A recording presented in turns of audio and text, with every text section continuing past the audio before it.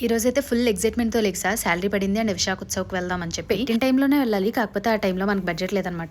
సర్లే అని చెప్పి మార్నింగే లెగిసి ఇడ్లీ తినేసా. అది సరిపోలేదని బయట నుంచి కారం దోస తెప్పుకొని ఇంకా ఫుల్‌గా రెడీ అయిపోయి అయితే బయటకొచ్చా. ఇంకా ఆకలేస్తుందని చెప్పి ఒక సమోసా అండ్ కచోరీ తెప్పుకొని అది కూడా తినేసా. మన వైజాగ్ వాళ్ళు ఈ వీడియో చూస్తే ఈ ప్లేస్ ఎక్కడో గెస్ చేయండి. దారంతా ఫుల్ ట్రాఫిక్ అనమాట. అయినా సరే వెళ్ళిపోయాం. ఏముందిలే సాటర్డే ఎంతో మంది ఉండరు అనుకున్నా. కానీ వీళ్ళందరినీ చూడగానే బాబోయ్ అనిపించింది.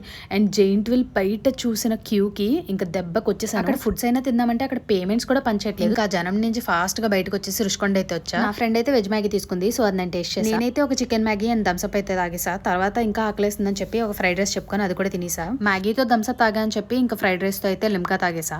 ఇంక ఇలా తింటుంటే సర్లే చాలా చికెన్ పీసెస్ ఉన్నాయని చెప్పి మన చింటు గడుక్కొని చికెన్ పీసెస్ అయితే వేసా. ఇంకా తినేసి బయటకు వచ్చేసరికి మామిడికాయలు అయితే కనిపించినాయి. సర్లే అని 30 రూపీస్ మామిడికాయలు అయితే తీసుకొని తినేసా. ఇన్ని తిన్న తర్వాత ఐస్ క్రీమ్ తినకపోతే ఎలా? ఇంకా వెళ్లే దారిలో ఐస్ క్రీమ్ కనపడితే అది కూడా తినేసా. ఎంత ఎక్సైట్మెంట్ తో వెళ్ళానో అంత నీరసం వచ్చేసింది గైస్. సర్లే మీరైతే ఫాలో చేసేయండి.